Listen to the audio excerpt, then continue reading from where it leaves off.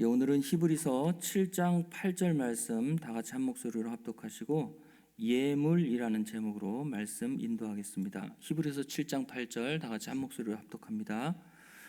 또 여기는 죽을 자들이 10분의 1을 받으나 저기는 산다고 증거를 얻은 자가 받느니라. 아멘.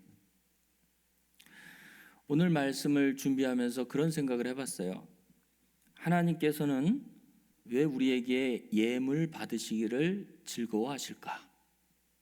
하나님은 여러분들이 잘 알다시피 우주 만물을 창조하신 분입니다. 저도 어렸을 때부터 교회 학교를 다녔기 때문에 하나님이 천지를 만드시고 우주 만물을 만드셨다는 그 말을 듣고 자랐고 또 교육을 그렇게 받았고, 그래서 그 우주 만물이라는 이것에 대해서 그 크기와 넓이를 그 어린아이 때에 그 정도 지식을 가지고 우주 만물을 평가했어요. 그런데 이제 과학이 발전하면서 우주는 팽창한다는 우주 팽창론이 있고요. 그리고 지구가 얼마나 작은 별인지, 은하계가 얼마나 큰지, 우리 사람으로서는 아직도 우주의 끝을 측량할 수 없을 정도로 넓다고 합니다. 우리가 알고 있는 저 태양도 지구에 비해서는 엄청나게 큰 별인데도 불구하고 우주에서는 아주 먼지같이 작은 별이라고도 얘기합니다. 그 많은 별들과 행성과 항성을, 그 우주 공간이라는 그것들을 창조하신 하나님이라고 생각했을 때에는 그 하나님은 정말로 엄청난 분이십니다. 그분이 우리의 아버지예요. 그런 하나님이 우주 만물의 지배자고 창조주인데 그분이 하나님의 자녀들에게 예물을 받기를 기뻐하신다고 했어요. 그랬을 때에 우리가 그것을 어떻게 이해해야 될 것이냐. 그래서 그런 생각을 해봤어요.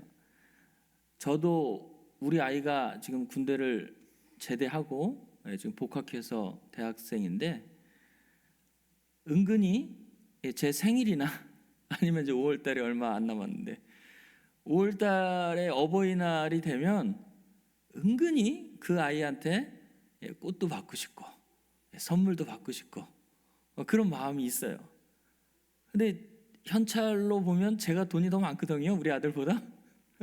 근데 저는 그 아이를 통해서 받기를 굉장히 즐거워해요. 그리고 받으면 너무 좋아서 제가 그거 두세 배 되는 용돈을 더 줍니다. 왜 우리 아버지는 나보다 부자인데, 우리 하나님은 천지 만물을 창조하신 하나님인데 왜 하나님의 자녀들에게 예물과 헌물과 연보를 받기를 즐거워하시는지, 그런 것들을 한번 여러분들 생각해 보셔야 됩니다. 마치 부모의 마음과 똑같을 것 같아요. 저는요. 그걸 기뻐하시는 거예요. 기뻐하시는 거. 그 자녀의 마음을 받으시는 거죠. 그 마음을 그 3차원 세계에서 보이는 어떤 물질로 표현을 해서 받으시기 때문에 그것을 즐거워하시지 않겠느냐, 저는 그렇게 생각을 합니다. 그래서 고린도전서 후서에는 그 연보에 관한 내용들이 굉장히 많이 나와요. 고린도전서 16장에도 나오고요, 고린도후서 9장에도 나오는데 고린도후서 9장 7절에 보면 이런 말씀이 나와요. 연보를 드릴 때, 하나님 앞에 예물을 드릴 때 마음가짐을 이렇게 고린도후서 9장 7절에서는 이렇게 얘기하고 있는데 한번 볼까요? 고린도후서 9장 7절 말씀입니다. 각각 그 마음에 정한 대로 할 것이요 인색함으로나 억지로 하지 말지니 하나님은 즐겨내는 자를 사랑하시느니라 라고 얘기하고 있죠. 이것은 우리가 드리는 그 연보를 얘기하고 있어요. 앞뒤 문맥을 보면 연보에 관한 이야기예요. 돈이에요. 돈, 정확히 얘기하면 돈인데, 하나님 앞에 예물을 드릴 때 뭐라고 그랬어요? 그 마음에 정한 대로, 각각 그 마음에 정한 대로라고 했죠. 누구 눈치 볼 게 없고 그 각 사람 한 사람 한 사람의 마음이 중요하다는 것이죠. 누구는 뭐 10만 원 내는데 나는 5만 원 내니까 열등감이 있어가지고 내가 내는 건 하나님이 즐겨받지 않으시겠다, 그것이 아니고 각자의 그 마음대로 정한 대로 하는데, 그 마음대로 정할 때에 인색함으로나 억지로 하지 말고 하나님께 즐겁고 기쁘게 내는 자를 하나님은 사랑하신다, 그렇게 얘기합니다. 그래서 제가 교회 학교를 지금 담임으로 목회를 하고 있는데, 아이들과 말씀을 나누고 있는데, 거기 주보에 그렇게 써놨어요. 100원도 좋고 1000원도 좋으니 항상 이 헌금을 미리 준비해 가지고 헌금 봉투에 담아 가지고 하나님 앞에 헌금 시간 때 정성껏 드려라, 그렇게 가리킵니다. 이 100원이 중요한 게 아니고 1000원이 중요한 게 아니야. 각각 그 마음에 정한 대로 하고 하나님 앞에 감사함과 기쁨으로 드리는 것이 하나님이 받으시는 거지, 그 액수의 많고 적음 이런 것은 크게 중요하지 않다. 억지로 하지 말아라, 인색함으로 하지 말아라. 그러나 즐겨내라, 즐겨내. 기뻐하면서 내는 자를 하나님은 사랑하신다, 그렇게 말씀하고 계시는 것입니다. 항상 신약의 모든 말씀은 구약의 전통을 신약에서 새 언약으로 바꿔서 말씀하시는 것이기 때문에 이 헌금 연보 내는 것의 예표는, 그것의 현실적인 실제적으로 드렸던 것은 구약에 드린 것이 그대로 전통으로 신약으로 온 것입니다. 그래서 구약에 예물로 드려지는, 특별히 11조로 드려지는 그 헌물들의 종류가 있습니다. 잠깐 살펴보겠습니다. 자, 거기 보면요, 자, PPT로 보여주세요. 이제 다음 페이지요. 자, 다음 페이지 보면요, 헌물, 특별히 이제 11조로 드려지는 것들을 보면 우리가 생각하지 못한 것들도 있어요. 이 전리품이라는 건 뭐예요? 전쟁을 해가지고 이겼을 때에 그 이긴 나라가 진 나라의 물건을 빼앗아 오는 게 전리품이죠. 그래서 전리품의 11조를 드린 것이 바로 아브라함이죠. 그렇죠? 아브라함이 그 조카 롯을 구해왔을 때, 거기 있는 그 왕들에게서 그 재물도 뺏어왔죠. 그랬을 때에 10분의 1을 멜기세덱에게 주었다. 해서 그게 바로 11조의 유래의 첫 번째가 되는 것입니다. 또 보면 곡식도 있고 포도주도 있고 기름도 있어요. 그 당시에는 이런 것들이 전부 화폐의 가치를 갖고 있었죠. 그래서 농경사회였고 또 거기엔 포도주가 많이 있었기 때문에 이런 것들, 이런 모든 농산물적인 것들도, 식물적인 것들도 하나님 앞에 드렸던 것들 중에 하나입니다. 다음 페이지 넘어갑니다. 또 보면 또 꿀도 있어요. 꿀을 드렸다는 것은 여러분들 잘 생소할지 모르겠지만 역대하에 거기 나와 있습니다. 꿀도 드려라, 꿀도 11조를 드려라, 그런 내용이 있고, 또 열매도 드려라, 그렇게 나오고, 또 동물성도 있죠. 양과 소도 11조의 제물이었습니다. 그 다음 보겠습니다. 제가 거기다가 이제 돈으로 5만 원짜리로 거기다 그려놨는데, 구약에서도 돈으로 드렸어요. 돈을 하나님 앞에 헌금으로 드렸고, 또 그 뒤에 보면 식물, 박하, 회양, 근체 이런 것들인데, 이거는 허브입니다. 오늘날로 얘기하면 허브, 향내 나는 어떤 풀 같은 건데 아주 사소한 겁니다. 그것을 또 11조로 바리새인들은 드렸다라고 얘기하고 있는 것입니다. 그래서 이 구약에서 11조 예물로 드렸던 것은 뭐 아까도 말씀드렸지만 뭐 탈취물도 드렸고 식물성도 드렸고 동물성도 드렸고 돈도 드렸고 사소한 것도 드렸고 엄청난 것도 드렸고 하나님 앞에 그것을 드렸는데, 그 드린 용도가, 그것을 드려서 도대체 뭐 했었을까? 용도를 살펴보니까 크게 세 가지였어요. 세 가지 용도였는데, 첫 번째는 성전에서 봉사하는 레위인과 그리고 제사장들의 생계를 위해서 하나님께서 드리라고 했어요. 예물을 드리는 그런 목적이 거기 있었다는 것입니다. 왜냐하면 레위인들, 제사장도 레위인이죠. 그러나 구약에서는 레위인과 제사장이 하는 일은 달랐어요. 레위인들은 성전의 기물이나 아니면 성전에서 일하는 어떤 그런, 오늘날로 말하면 조금 제사장이 하는 일 외의 일들, 좀 막말로 얘기하면 잡일들, 그렇죠. 그런 단순한 어떤 그런 일들을 레위인들이 많이 했고, 제사장들은 특별히 제물을 드리는 일에 집중적으로 했죠. 제사장은요. 그래서 레위인과 제사장이 또 반목하고 또 관계가 또 안 좋았다는 그런 설도 있습니다. 중요한 것은 레위인 제사장들은 이 11지파에 비해서 몫이 없었죠. 하나님께서 분깃을 주지 않았어요. 그래서 그들의 생계를 11지파가 책임지게 하기 위해서 하나님께서는 제사장들의 생계를 위해서 하나님 앞에 예물을 드려라라고 얘기한 거죠. 두 번째는 매년 경작자와 그러니까 농사를 짓는 사람과 그의 가족과 또 거기도 레위인이 또 들어가요. 레위인들과 함께 잔치를 벌이기 위해서 하나님 앞에 예물을 드려라, 그렇게도 얘기를 했습니다. 또 세 번째는 구제, 고아, 과부, 가난한 자의 구제 사업을 위해서 예물을 드려라, 이렇게 특별히 하나님 앞에 11조의 용도를 세 가지로 구분하고 있었다는 것을 우리는 알 수 있습니다. 그 전통이 신약까지 와가지고 그것을 세분화시켜가지고 우리가 그때 성전에다 봉헌하는 그것을 건축원금으로 바꿨고, 그렇죠? 그다음에 목사님들을 사례비로 돌려드렸고, 그다음에 11조, 감사원금, 절기원금 이렇게 전부 다 나눈 것이 구약의 전통을 신약에서 단순화시켜가지고 또 현대화시켜가지고 그렇게 제도를 바꾼 것입니다. 그러면 하나님께 드리는 예물이 정확히 그 의미는 아까도 얘기했지만 일반적인 목적은 그렇게 하는데 구체적으로 깊게 들어가서 고린도전서 9장 11절 말씀부터 16절에서 보면 이렇게 말씀하고 있어요. 자, 여기는 이제 예물이 두 가지가 나와요. 신령한 것과 육신의 것이 나옵니다. 같이 보겠습니다.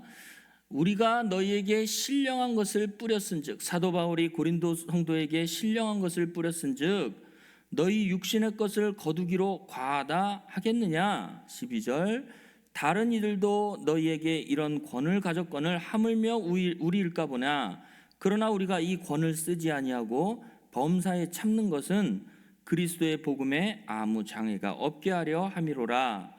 성전에 일을 하는 이들은 성전에서 나는 것을 먹으며 제단을 모시는 이들은 제단과 함께 나누는 것을 너희가 알지 못하느냐. 이와 같이 주께서도 복음 전하는 자들이 복음으로 말미암아 살리라 명하셨느니라. 그러나 내가 이것을 하나도 쓰지 아니하였고 또 이 말을 쓰는 것은 내게 이같이 하여 달라는 것이 아니라 내가 차라리 죽을지언정 누구든지 내 자랑하는 것을 헛된 대로 돌리지 못하게 하리라. 내가 복음을 전할지라도 자랑할 것이 없으면 내가 부득불할 일임이니라. 만일 복음을 전하지 아니하면 내게 화가 있을 것이다 라고 얘기하고 있죠. 사도 바울은 이제 구약에 드렸던 그 예물을 이제 인용을 해서 그것의 그 원리를 설명하면서 이제 하나 더 추가해가지고 이제 복음을 뿌렸다라고 얘기합니다. 구약에서는 농사를 짓고 거기에서 나오는 소득의 작물을 하나님 앞에 드리는 것을 예물이라고 했는데, 사도 바울은 그거와 똑같은 예로 다시 11절 한번 보겠습니다. 내가 너희에게 신령한 것을 뿌렸은즉, 이 신령한 것을 뿌렸다는 것은 돈을 뿌린 게 아니에요. 신령한 것을 뿌렸다는 것은 바로 복음을 증거한 거죠. 복음을 뿌린 거예요. 복음의 씨를 말씀을 통하여서 뿌렸은즉 너희 육신의 것을 거두기로 과하다 아니하겠느냐, 그렇게 얘기하고 있는 것이죠. 그래서 사도 바울이 복음을 증거할 때에 사도 바울에게 그 복음 전파하는 일에 장애가 없도록 육신의 것을 통하여서 지원을 해줘야 되는데, 이 고린도 교회 성도들은 그냥 두세요. 3장 1절부터 쭉 보면 어리고 연약한 어린아이 교회였단 말이에요. 그래서 그들에게 바울파냐 예수파냐 개바파냐 하면서 분쟁이 일어났어요. 그래서 나눠졌어요. 그래서 누가 크냐, 누가 더 말씀을 더 많이 아냐, 뭐 이런 식으로 해가지고 5장에도 보면 내가 사도 바울에게 말씀을 받지 않았다, 나는 하나님께 직통으로 받았다, 그런 교만한 사람들도 나타나가지고 막 싸움질이 일어나는 교회예요. 거기에 대고 사도 바울이 내가 복음 사역을 하는데 너희가 육신의 것으로 나를 지원하라, 이런 말을 할 수 있었겠어요? 못했겠죠. 그래서 15절에 이런 고백이 나오는 거예요. 15절 한번 보겠습니다. 고린도전서 9장 15절에 보면 이 권세가 나한테 있는데, 구약에도 이 제사장에서 성전에서 일하는 사람은 성전에서 나는 것으로 받는 것이 나의 권세인데 그것을 나는 써도 괜찮은데 뭐라고 그랬어요? 15절에 보니까 그러나 내가 이러한 권세를 하나도 쓰지 아니하였고 또 이 말을 쓰는 것은 내게 이같이 해달라는 것이 아니라 내가 차라리 못 먹어서 죽을지언정 누구든지 내 자랑하는 것을 바로 복음이죠. 내 자랑하는 것을 헛된 대로 돌리지 못하게 하리라. 그렇게 얘기하고 있습니다. 그래서 이 어린아이 교회인 고린도 교회한테 육신의 것을 요구하지 않았다는 거예요. 내가 차라리 못 먹어서 죽을지언정 너희들한테는 그런 말 안 하겠다, 그런 얘기예요. 그러면 사도 바울은 어떻게 복음 전파하는 일에 매진할 수 있었을까요? 물론 사도 바울이 그 뒤에 보면 이게 성막 짓는 일을 했다, 그런 얘기들도 나오는데, 사도 바울이 복음 전하는 일에 뒷받침했던 그런 사람들이 있었어요. 그래서 고린도후서 11장 8절 9절 말씀 보겠습니다. 고린도후서 11장 8절 9절에 보면 이렇게 나옵니다. 또 내가 너희에게 있어 용도가 부족하되 아무에게도, 똑같은 얘기예요. 고린도 교회 성도들한테 너희들에게 누를 끼치지 아니했다 그래요. 누를 끼치지 아니함은 마게도냐에 온 형제들이 나의 부족한 것을 보충하였음이라. 내가 모든 일에 너희에게 폐를 끼치지 않게 하기 위해서 스스로 조심하고 또 조심하였느니라. 왜? 고린도 교회 성도들이 무서워서? 아니에요. 그들에게 있어서 복음이 퇴색될까 봐. 그렇죠? 육신의 것을 요구했다가 괜히 그들에게 전한 복음마저도 퇴색될까 봐 사도 바울은 그들에게 육신의 것을 요구하지 않았다는 것입니다. 그래서 진짜 선생이고 진짜 아버지죠. 복음의 아비 같은 그런 마음, 사도 바울의 그 사도 바울의 그 넓이, 사도 바울의 그 마음 씀씀이를 우리는 알 수 있는 것이죠. 그래서 이 사도 바울은 신령한 것을 뿌렸을 때에 그들에게서 육신의 것을 받는 것은 합당한 것이다. 그러나 내가 그들에게는 조심하고 또 조심한 이유는 뭐죠? 복음이 회방받지 않게 하기 위해서. 그래서 이 예물을 드린다는 것은 출애굽기 30장 12절 말씀 보면 생명의 속전을 드리는 거예요. 출애굽기 30장 12절 말씀 보면, 출애굽기 30장 12절, 내가 이스라엘 자손의 수요를 따라 조사할 때에 조사받은 각 사람은 그 생명의 속전을 여호와께 드릴지니 이는 계수할 때에 그들 중에 온역이 없게 하려 함이라. 구약의 백성들이 하나님 앞에 헌물을 드리지 않았을 때에는 어떤 일이 일어났냐 하면 온역이 생겼어요. 온역이. 그러니까 피부병이 생겨서 막 사람이 죽어난다는 거예요. 그래서 이 사람들은, 구약의 사람들한테는 이것을 그냥 의무로 얘기한 거예요. 의무로. 왜? 드리지 않으면 병이 생겨가지고 막 죽어나갈 수도 있으니까. 그래서 하나님이 애굽에서 그들을 이끌어낸 것에 감사해서 헌금을 드려야 될 텐데 그것을 드리지 않았을 때에 이 온역이 생겨서 죽어나가게 되니까 하나님께서는 생명의 속전이라고 해서 돈을 하나님 앞에 드리라고 얘기했던 것이죠. 그래서 이 생명의 속전은 죄를 면하기 위해서 바치는 돈이에요. 정확히 얘기하면 맞습니다. 그러나 이것은 구약은 항상 예표라고 얘기했어요. 이것이 실상으로 넘어가면 생명의 속전은 바로 누구예요? 예수 그리스도가 우리를 위해서 죽으신 것의 예표가 바로 생명의 속전이다, 그런 얘기예요. 그것을 각 사람은 다 드려야 돼요. 그것을 드리지 않았을 때 어떻게 돼요? 우리에게 화가 임하게 되는 것이죠. 여기는 온역이라고 했는데 피부병이 생겨가지고 죽는 건데, 우리가 예수님을 영접하고 그분으로 인하여서 죽어진 그 예수님을 우리가 영접하지 못할 때에는 우리에게 뭐가 있어요? 온역뿐만이 아니고 우리에게 화가 있다. 그렇게 말씀하고 있는 것입니다. 그래서 성경에서는 이것도 행하고 저것도 버리지 말라, 그렇게 하는 말씀이 있어요. 말라기 3장 8절 말씀 보겠습니다. 말라기 3장 8절에 보면 이렇게 말하죠.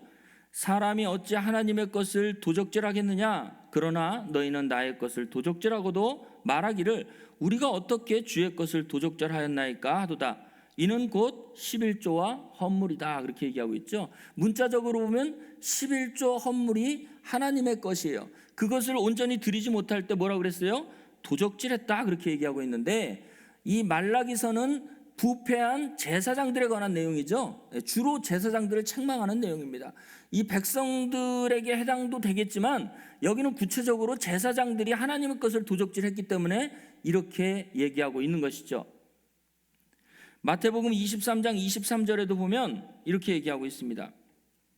마태복음 23장 23절, 화 있을진저 외식하는 서기관들과 바리새인들이여, 너희가 박하와 회양과 근처에 11조를 들이되 율법에 더 중한 바 의와 인과 신은 버렸도다. 그러나 이것도 행하고 저것도 버리지 말지니라.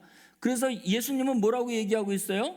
이것도 행하고 저것도 버리지 말라. 무슨 얘기예요? 이것도 행하라는 건 뭐예요? 서기관 바리새인 그들이 철저하게 지켰던 11조도 행해야 되고 저것도 버리지 말아라. 더 중요한 게 뭐예요? 의와 인과 신을 버린 상태로 너희가 아무리 들여봤자 그것을 행한다 할지라도 하나님은 받지 않으시겠다. 그렇게 하는 것이죠. 그래서 두 가지를 전부 다 해야 되는데 서기관 바리새인들은 행하기만 했지 의와 인과 신은 버린 상태에서 행한 거예요. 그랬을 때 그들의 재물은 받지 않으셨다는 내용을 얘기하고 있는 것입니다.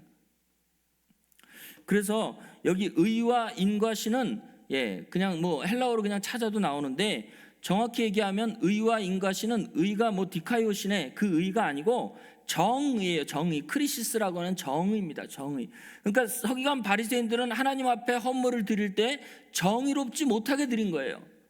그 다음에 또 엘레오스, 이는 긍휼이에요. 긍휼. 긍휼이 없는 상태에서 드렸어요. 그냥 행위만 한 거예요. 행위만. 그 다음에 신은 믿음입니다. 믿음이 없는 상태에서 드렸다. 그래서 정의와 긍휼과 믿음이 없는 상태에서 그냥 자기는 드린다. 그냥 기계적으로 돈 드리는 기계야. 그렇게 드림으로 행위로 인하여서 의롭다함을 받으려고 했던 이 사람들을 예수님은 책망하신 것이죠.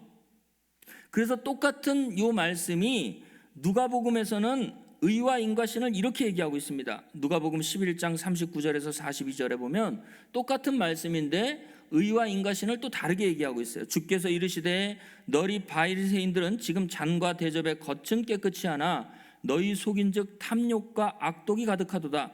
어리석은 자들아 밖을 만드시니가 속도 만들지 아니하였느냐. 그렇죠. 이들은 행위로만 겉에 어떤 행동으로만 하나님 앞에 의롭다고 인정을 받으려고 했기 때문에 하나님은 그 속을 들여다보시는 것이죠. 오직 그 안에 있는 것으로 구제하라. 그렇죠? 그리하면 모든 것이 너희에게 깨끗하리라. 화 있을진저 너희 바리새인들이여 너희 박하와 운양과 모든 채소의 11조는 들이되 공의와 하나님께 대한 사랑은 버리는도다. 그러나 이것도 행하고 저것도 버리지 말지니라. 의와 인과 신을 뭐라고 얘기했어요?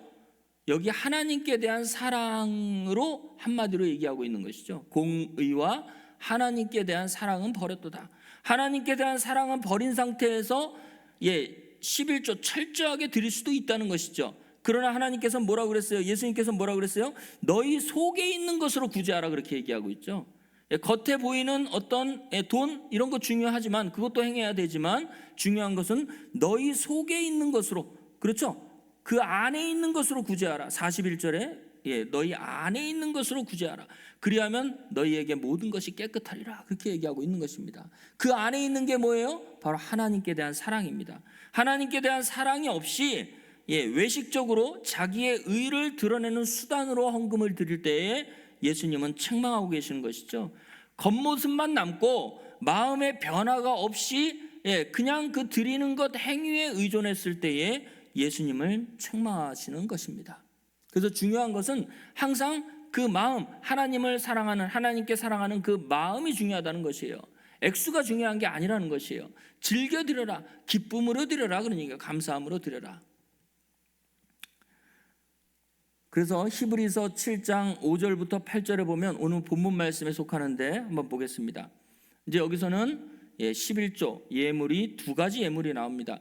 레위의 아들들 가운데 제사장의 직분을 받은 자들이 율법을 쫓아 아브라함의 허리에서 난 자라도 자기 형제인 백성에게 10분의 1을 취하라는 명을 가졌으나 무슨 얘기냐 하면 레위인들 중에서 아론 지파에게 속한 자들은 레위인들에게 11조를 받아요. 그러니까 백성은 레위인들에게 11조를 드렸고 하나님께 드린 것을 레위인들이 받은 거죠. 정확히 얘기하면 또 레위인들은 하나님께 받은 것을 백성에게 받은 그 11조를 또 아론 지파의 제사장들에게 또 11조를 드린 것입니다. 자, 근데 6절 보겠습니다. 레위 족보에 들지 아니한 멜기세덱은 아브라함에게서 10분의 1을 취하고 그 약속 얻은 자를 위하여 복을 빌었나니 패 일어나고 낮은 자가 높은 자에게 복빌을 받느니라. 8절. 또 여기는 죽을 자들이 10분의 1을 받으나 저기는 산다고 증거를 얻은 자가 받느니라 라고 얘기하고 있습니다. 그래서 이 받는다는 것은 똑같아요. 지금 현재도 받는다는 거예요. 왜냐하면 이 태가 현재형이기 때문에 받는다는 것은 지금도 받고 있다는 것이에요. 죽을 자들도 받고 있고 산다고 증거를 얻은 자도 받고 있고 지금도 계속 받고 있다는 거예요. 현재 태를 쓰고 있기 때문에. 그래서 죽을 자들과 그 다음에 계속해서 산다고 증거를 얻은 자가 11조를 지금도 계속 받고 있는데, 중요한 것은 보니까 여기는 죽을 자들이 그렇게 얘기했죠. 앞으로 죽을 자들이 복수를 쓰고 있어요. 한 사람이 아니야. 여러 사람이 10분의 1을 받았다라고 얘기하고 있습니다. 이 사람들이 누구예요? 바로 레위 지파에게 속한 바로 제사장들을 얘기하고 있는 것입니다. 이 제사장들은 죽을 자들이에요. 왜 여기다 복수를 썼느냐? 구약의 제사장들은 숫자가 많았어요. 왜냐하면 그들은 죽을 자들이기 때문에 수명이 정해져 있어요. 그리고 제사장들은 50세까지가 정년이에요. 그 뒤로는 30세 이상 된 사람들이 그 바통을 이어받아 가지고 또 제사장을 하게 되어지는 것입니다. 그리고 24개의 반차가 있어 가지고 그들이 1년에 15일씩 돌아가면서 제사 직무를 했습니다. 그래서 이들이 죽을 자들인데 이 사람들이 왜 숫자가 많았느냐? 히브리서 7장 23절에 보면 그 이유가 나오는데 왜 죽을 자들이냐 이들이. 히브리서 7장 23절 보겠습니다. 저희 제사장 된 자의 수요가 많은 것은 죽음을 인하여 항상 잊지 못할 것이로되, 그렇게 얘기하고 있죠. 그러니까 구약의 레위지파 제사장들은 죽을 자들인데 그들에게 드렸던 예물이 있는데 그 예물은 죽을 자들에게 드릴 예물이다, 그런 얘기예요.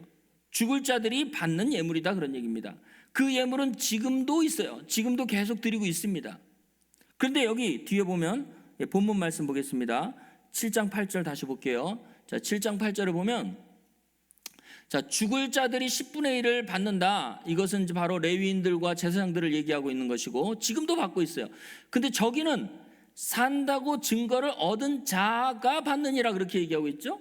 여기는 자들이라고 얘기하지 않고 한 사람, 자라고 얘기하고 있는 것이죠.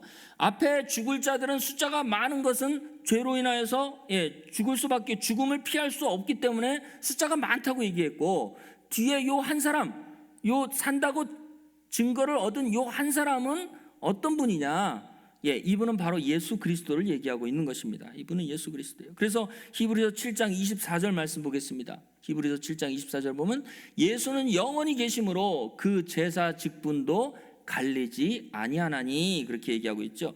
예수님은 24 반차를 만들 필요가 없어요. 한 분 예수 그리스도가 영원한 제사장이 되심으로 말미암아 그분에게 헌물, 그분에게 11조를 드려야 되는데 그 11조는 산다고 증거를 얻은 자가 받는 예물이다, 그런 얘기예요. 그래서 그 예물, 여기 본문으로 보면 멜기세덱이에요. 정확히 얘기하면 멜기세덱인데 그건 바로 예수 그리스도를 얘기하고 있죠. 그래서 히브리서 7장 3절 한번 보겠습니다. 히브리서 7장 3절에 보면 이 멜기세덱에 관해서 이렇게 얘기하고 있죠. 아비도 없고 어미도 없고 족보도 없고 시작한 날도 없고 생명의 끝도 없어 하나님의 아들과 방불하여 항상 제사장으로 있느니라, 그렇게 얘기하고 있죠. 실제로 멜기세덱은 구약의 아브라함에게 복을 빈 자인데 이 사람은 역사적 인물이긴 한데 누굴 예표하고 있어요? 바로 항상 계시는 예수 그리스도를 얘기하고 있는 것입니다. 예수 그리스도가 받을 10분의 1, 그 11조, 그것은 바로 산다고 증거를 얻은 자가 받은 11조다, 그런 얘기예요. 그래서 구약에서도 보면 제물을 드리기 전에 그 제물을 드리는 사람을 먼저 받으셨어요. 하나님은요. 창세기 4장 4절 5절 말씀 보면 이렇게 얘기하고 있습니다.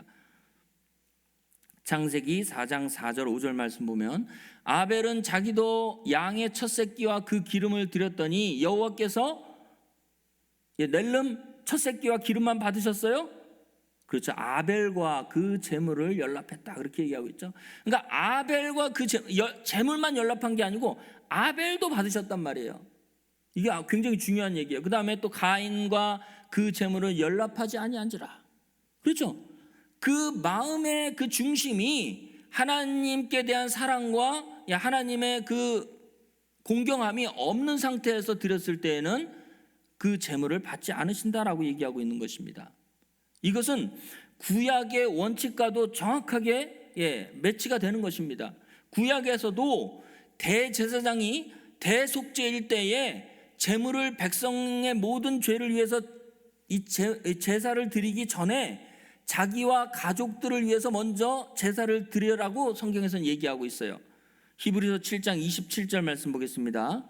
히브리서 7장 27절을 보면, 왜냐하면 대제사장도, 구약의 대제사장도 죄인이기 때문에 저 대제사장들이 먼저 자기 죄를 위하고 다음에 백성의 죄를 위하여 날마다 제사 드리는 것과 같이 할 필요가 없으니 이는 저가 단번에 자기를 드려 이루셨음이니라. 구약의 대제사장은 자기의 죄를 위해서 그리고 백성의 죄를 위해서 제사를 드렸지만 예수 그리스도는 죄 없이 출생하신 분이잖아요. 그렇죠? 그래서 단번에 자기를 드려서 이 모든 죄사함을 이루셨다고 성경은 얘기하고 있는 것입니다. 그래서 중요한 것은 드리는 그 헌물, 예물, 그것도 중요하지만 그 사람이 하나님 앞에 받아들여지느냐 아니냐가 굉장히 중요한 것입니다. 대제사장도 자기의 죄를 먼저 사하고 그 다음에 백성의 죄를 위해서 제사했던 것 같이 바로 예수 그리스도는 자기 자신이 생명의 속전으로 하나님 앞에 드려졌을 때에 백성의 죄가 사여졌다는 것입니다. 그래서 우리를 성경에서는 제물, 예물이라고 얘기하는 것이죠. 로마서 12장 1절, 15장 16절 이어서 하겠습니다. 로마서 12장 1절을 보면 이렇게 얘기하고 있어요. 그러므로 형제들아, 내가 하나님의 모든 자비하심으로 너희를 권하노니 너희 몸을 하나님이 기뻐하시는 거룩한 산 제사로 드려라. 이는 너희의 드릴 영적 예배니라. 그래서 오늘날 예배의 중심은 바로 하나님이시고 그분에게 드려질 때에 우리의 뭐가 드려져요? 우리의 몸이 드려지는데 그 몸은 바로 거룩한 산 제사로 드려지는 제물이다, 그런 얘기예요. 그것은 바로 예수 그리스도께서 생명의 속전을 주고 우리를 사신 몸이기 때문에 우리의 몸을 하나님이 기뻐하시는 산 제사에 드려지는 예물이다, 그렇게 얘기하고 있는 것이죠. 로마서 15장 16절도 보겠습니다. 우리는 복음의 제사장입니다. 로마서 15장 16절. 이 은혜는 곧 나로 이방인을 위하여 그리스도 예수의 일꾼이 되어 하나님의 복음의 제사장 직무를 하게 하사 이방인을 제물로 드리는, 그럼 이방인이 예물이 되는 것이죠. 제물로 드리는 그것이 성령 안에서 거룩하게 되어 받으심직하게 하려 하심이니라 라고 얘기하고 있습니다. 그래서 그리스도와 연합됨으로 말미암아 우리가 산 제물, 산 예물이 되었다는 것입니다. 그래서 우리의 모든 것은 하나님의 소유예요. 잠깐 예화를 한마디 하고 오늘 말씀을 마치겠습니다. 그런 생각을 해봤어요. 어떤 사람이 은행 계좌에 돈을 1,000만 원을 가지고 있었다고 생각해 보세요. 1,000만 원을 가지고 있어요. 그래서 그 명의가 내 앞으로 돼 있단 말이에요. 그래서 결혼을 하기 전까지는 그 은행 계좌는 나만을 위한 계좌예요. 그런데 사랑하는 사람을 만나서 결혼을 했어요. 그래서 그 은행 계좌가 공동 명의로 바뀌었네. 그러면 배우자가 언제든지 그 계좌를 사용할 수 있게 되는 것이죠. 왜냐하면 그 계좌는 이제 나만의 계좌가 아니야. 두 사람의 계좌가 된 것입니다. 그래서 우리가 예수님과 연합이 되면 우리 인생의 계좌가 이제 더 이상 나 혼자만의 것이 아니고 예수님의 이름으로 연결이 되게 되어지는 것입니다. 그 통장이 누구 걸까요? 바로 우리 주님의 것이죠. 그래서 어떤 이 사기꾼 목사들은 네 거 다 하나님 거니까 하나님께 다 바쳐라 이 도둑놈아 그러면서 또 뭐예요? 자, 베드로에게 바치지 않았던 그 두 부부 있잖아요. 그 사람들을 얘기하면서 땅값 한 것을 아나니아와 삽비라를 얘기하면서 그것을 바치지 않았을 때 그 즉시 죽은 그런 엄청난 사건을 얘기하면서 또 협박을 하고 공갈을 하게 됩니다. 그거 그렇게 하나님은 무지막지하신 분이 아니에요. 아까 뭐라고 그랬어요? 억지로나 인색함으로 드리지 말고 즐겨 드리는 자를 하나님은 사랑하신다고 그랬죠. 이것도 행하고 저것도 행하라고, 저것도 어기지 말라고 얘기하신 하나님께서 중요한 것은 너의 마음과 너의 마음에 있는 것으로 하나님 앞에 헌신 봉사하는 것이 중요하다고 얘기하잖아요. 그리고 내가 먼저 받아들여지고 하나님께 우리의 모든 것이 시간과 또 시간의 11조도 있습니다. 시간과 그다음에 재물과 또 봉사와 재능 기부도 하잖아요. 요새는 그런 것들이 전부 하나님 앞에 헌물로 드려지는 것입니다.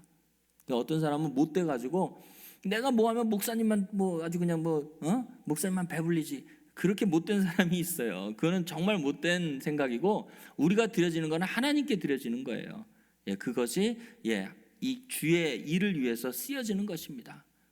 그래서 우리가 성도들에게는 내 삶이 예수님과 공동 명의로 묶여져 있다라는 것을 오늘 아버지 하나님께서 여러분들에게 말씀하고 계시는 것입니다. 항상 일주일 동안 살아가는 데 있어서도 우리가 어떻게 받아들여진 자들이에요? 생명의 속전을 통해서 살아난 사람입니다.